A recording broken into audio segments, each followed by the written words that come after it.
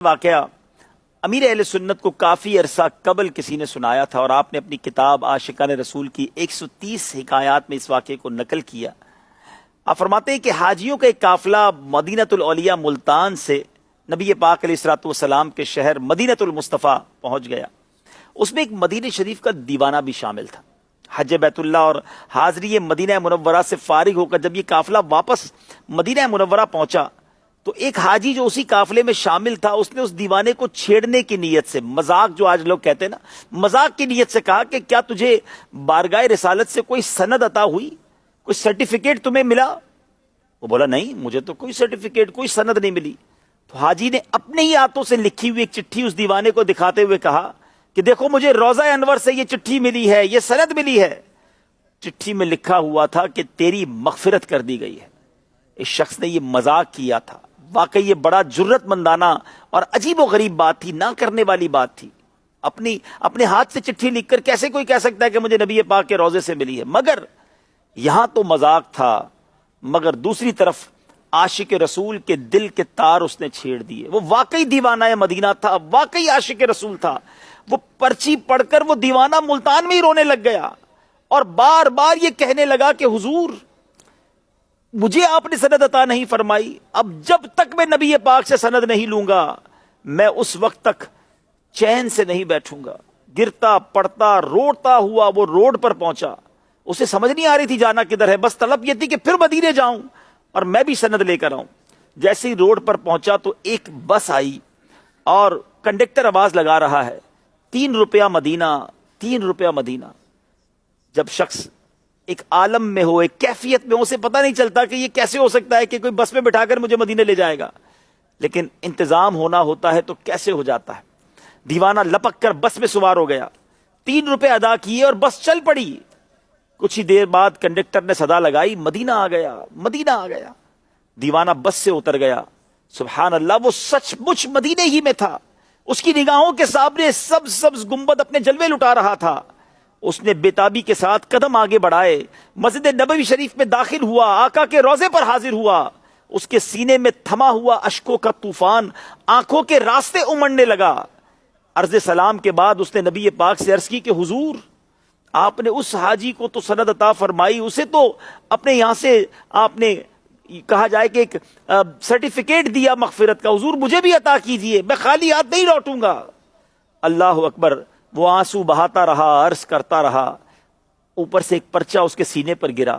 جب اس پرچے کو اس نے دیکھا تو اس پہ یہی لکھا تھا کہ تیری مغفرت کر دی گئی ہے۔ دیوانہ خوشی خوشی باہر نکلا۔ اب واپس وطن جانا تھا اور اب پھر انتظام، یہ روحانی انتظام کہا جا سکتا ہے، خوابوں میں بھی تو لوگ مدینے جاتے ہی ہیں نا۔ تو بہرحال اب ایک بس آئی اس کے سامنے اور کنڈکٹر صدا لگا رہا ہے 3 روپے ملتان، 3 روپے ملتان۔ وہ بیٹھ گیا اور تھوڑی دیر بعد اسے ملتان پہنچا دیا گیا۔ دیوانہ اترا اور واپس اپنے قافلے والوں کے پاس پہنچا۔ اس سارے کام میں کچھ ہی گھنٹے لگے تھے۔ اب جب وہ واپس اسی حاجی کو تلاش کر کے کہتا ہے کہ دیکھو میں بھی مدینے جا کر آقا سے سند لے کر آیا ہوں، میں نے بھی نبی پاک علیہ الصلوۃ والسلام سے یہ سند حاصل کر لی ہے۔ اب جس نے مذاق کیا تھا وہ تو پریشان ہو گیا کہ یہ کیسے ممکن ہے۔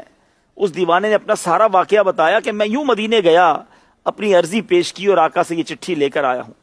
اللہ اکبر۔ جیسے ہی اس مذاق کرنے والے نے یہ واقعہ سنا تو پھوٹ پھوٹ کر رونے لگا اور اس نے اپنے جرم سے توبہ کی، دیوانے سے بھی معافی مانگی کہ میں نے تو مذاق کیا تھا اور تم واقعی مدینے ہو آئے، تم واقعی وہ چٹھی بھی لے آئے۔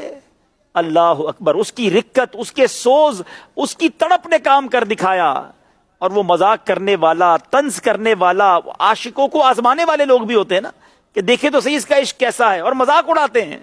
مذاق اڑانے والا وہیں رہ گیا اور دیوانہ نمبر لے گیا۔ وہ پنجابی شاعر کہتے ہیں نا، عشق دے چلے ہی نمبر لے گئے، عقل مندہ ایویں ہی عمرہ گالیاں۔ وہ عشق والے ہی نمبر لے جاتے ہیں، ان کو نہیں پتا ہوتا کہ یہ سب کیسے پاسبل ہے، کہ دوبارہ ویزا کیسے ملے گا، دوبارہ مدینے کیسے جاؤں گا۔ کچھ روحانی راستے بھی ہیں، یہ میں نے پہلے بھی سلسلوں میں کہا تھا، مدینہ ویسے بھی رازوں کی سرزمین ہے۔ جنہیں بلایا ہے مصطفیٰ نے وہی مدینے کو جا رہے۔ وہ چٹھی لے کر آ گیا۔ اللہ اکبر۔ اب جس نے مذاق کیا تھا نا ناظرین، اس نے نیت کی کہ جب تک اب مجھے نبی پاک کے روضے سے سند نہیں ملے گی تب تک میں ہر سال حج کروں گا اور حاضر دربار ہو کر سند مغفرت کی خیرات مانگتا رہوں گا۔ مجھے آقا سے امید ہے کہ مجھ گناہگار کو مایوس نہیں فرمائیں گے۔ دیوانہ تو اپنے آپ میں نہیں تھا، کیفیت کے عالم میں تھا۔ چند دنوں بعد اس دیوانے کا انتقال ہو گیا، اور وہ حاجی ہر سال تک برابر حاضری حرمین شریفین کا شرف پا رہا ہے، اور آقا کی بارگاہ میں بار بار یہ عرض کر رہا ہے۔ ناظرین، یہ واقعہ شاید بہت سو کچھ سمجھ نہ آئے، ہو سکتا ہے یہ ساری باتیں سن کر بھی ابھی بھی تو اعتراض کرنے والے ہوں گے نا کہ یہ کیسی بات ہو گئی، دیکھو چینل پر بیٹھ کر کیسی باتیں کر رہے ہیں۔ اصل میں بات وہی ہے کہ ہم اسباب پر نظر رکھتے ہیں کہ ٹکٹ کے بغیر، ویزے کے بغیر، فلائٹ کے بغیر کیسے کوئی مدینے پہنچ سکتا ہے۔ جنہوں نے بلانا ہے وہ جیسے چاہیں بلا لیں، پلک جھپکتے بے جب تخت بلقیس آ سکتا ہے تو کسی کو مدینے بلانا ہو تو نبی پاک کے لیے یہ کچھ بھی مشکل نہیں ہے۔ کاش ہم بس کہتے ہیں نا کہ ہم عشق کے بندے ہیں، کیوں بات بڑائی ہے۔ تو بہرحال یہ واقعہ سنانے کا مقصد یہی تھا کہ دربار رسول سے آج بھی عنایت ہوتی ہے، آج بھی کرم ہوتا ہے، آج بھی مہربانی ہوتی ہے، بس وہ تڑپ ریکوائرڈ ہے، وہ محبت چاہیے، وہ لگن چاہیے۔ اگر وہ تڑپ، وہ محبت، وہ لگن آج بھی مل جائے تو کوئی بعید نہیں کہ آج بھی روضہ رسول سے سلام کا جواب آ جائے، آج بھی نبی پاک کا دیدار نصیب ہو جائے، آج بھی پیارے آقا کی شفاعت کی نوید ہمیں سنا دی جائے۔ یہ کرم نوازیاں جاری ہیں۔ وہ شاعر لکھتے ہیں نا، آنکھ والا تیرے جوبن کا تماشا دیکھے، آنکھ والا تیرے جوبن کا تماشا دیکھے، دیدہ کور کو کیا آئے نظر کیا دیکھے۔ جس کے پاس آنکھ ہی نہیں ہے، اندھے کو کیا نظر آئے گا؟ وہ پہلے عشق والی آنکھ تو ہونا، بس اللہ وہ آنکھ بھی عطا کر دے اور وہ جلوہ بھی عطا کر دے۔ صلو علی الحبیب صلی اللہ تعالی علی محمد۔ مجھے اپنی اور ساری دنیا کے لوگوں کی اصلاح کی کوشش کرنی ہے انشاءاللہ۔